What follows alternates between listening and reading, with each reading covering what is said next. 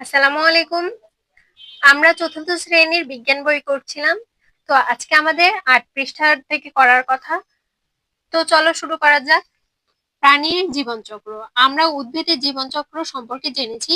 প্রাণীর জীবনকালে কি এই একই রকম ধাপ রয়েছে? কাজ। মুরগির জীবনচক্র ছবি আঁকা। যা করতে হবে, এসো আমরা মুরগির জীবনচক্রের ছবি আঁকি। আঁকা ছবি নিয়ে সহপাঠীর সাথে আলোচনা করি। তো চলো দেখি এখানে আমাদের একটি কি দিয়েছে, জীবন চক্রের ছবি দিয়েছে। দেখো, প্রথমে ডিম, তারপরে ডিম ফুটে বাচ্চা বের হয়েছে, মুরগির বাচ্চা হলো, তারপরে বাচ্চা থেকে মুরগি হলো। এই মুরগি আবার ডিম দিবে, সেই ডিম আবার ফুটবে, আবার বাচ্চা হবে। এইভাবে একটি প্রাণীর জীবন চক্র চলতে থাকে। দেখো সারসংক্ষেপে কি বলা হয়েছে, আমরা যা জানলাম, ডিম থেকে বাচ্চা হয় এবং বাচ্চাটি ধীরে ধীরে বড় হয়, বড় মুরগি আবার ডিম পাড়ে। এভাবে চক্রটি চলতে থাকে। হাঁস, কবুতর, টিয়া, ময়না, কাক, কোকিল ইত্যাদি পাখিও ডিম পাড়ে। চলো দেখি পরের পৃষ্ঠাতে কি রয়েছে।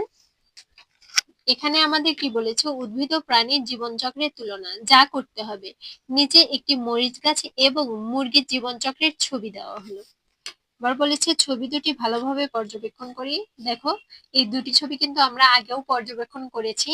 তারপরে মরিচ গাছের জীবনচক্রের সাথে মুরগির জীবনচক্রের মিল খুঁজে বের করি। আচ্ছা, খুঁজে বের করব।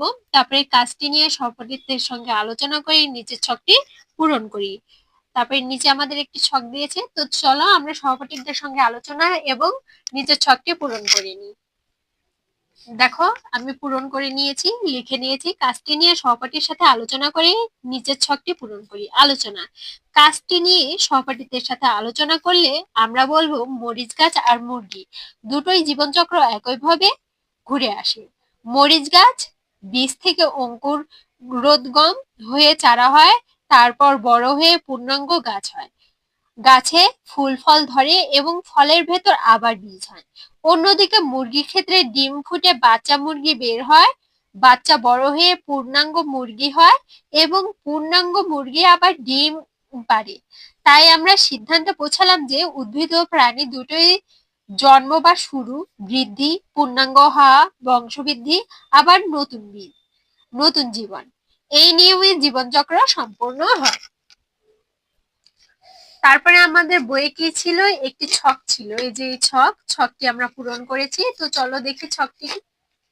ছকে ছিল মরিচ গাছ ও মুরগির জীবনচক্রের তুলনা। মরিচ গাছ আর মুরগি বীজ থেকে অঙ্কুরোদ্গম হয়ে চারা গজান।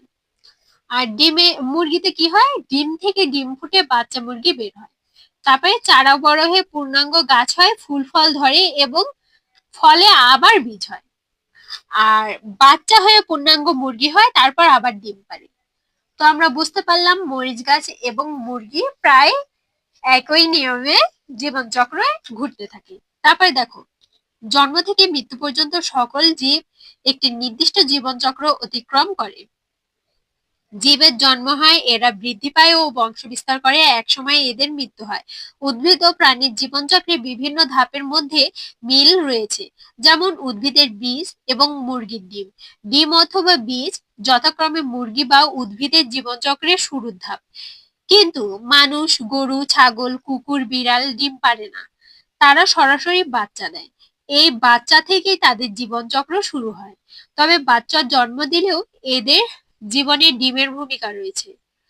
পরবর্তী শ্রেণীতে আমরা সে সম্পর্কে জানব। দেখো, জীবের প্রজনন সম্পর্কে আরো কিছু জানি। আমরা ইতিমধ্যে জীবের জীবনচক্র সম্পর্কে জেনেছি। আমরা দেখেছি জীবনচক্রের কোনো এক পর্যায়ে জীব থেকে অনুরূপ নতুন জীবের সৃষ্টি হয়। নতুন জীব সৃষ্টির এই প্রক্রিয়াই হলো প্রজনন। প্রজননের গুরুত্ব। প্রাণীর বংশবৃদ্ধি। জীবন মাত্রই মরণশীল, জীব মাত্রই মরণশীল। জীবের শুধু মৃত্যু হলে পৃথিবী থেকে এক সময় সকল জীব বিলীন হয়ে যেত, কিন্তু প্রকৃতপক্ষে তা হয় না।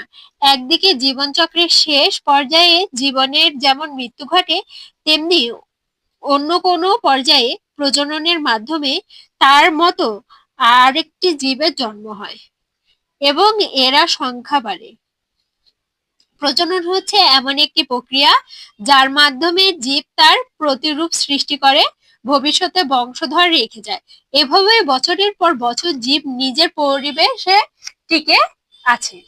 তো দেখো আমাদের প্রথম অধ্যায় শেষ। প্রথম অধ্যায়ে যা যা ছিল আমরা পড়ে এসেছি। জানি না তোমরা বুঝতে পেরেছো কিনা। বুঝতে পারলে অবশ্যই কমেন্ট করবে। আজকের মতো ক্লাস এখানেই শেষ।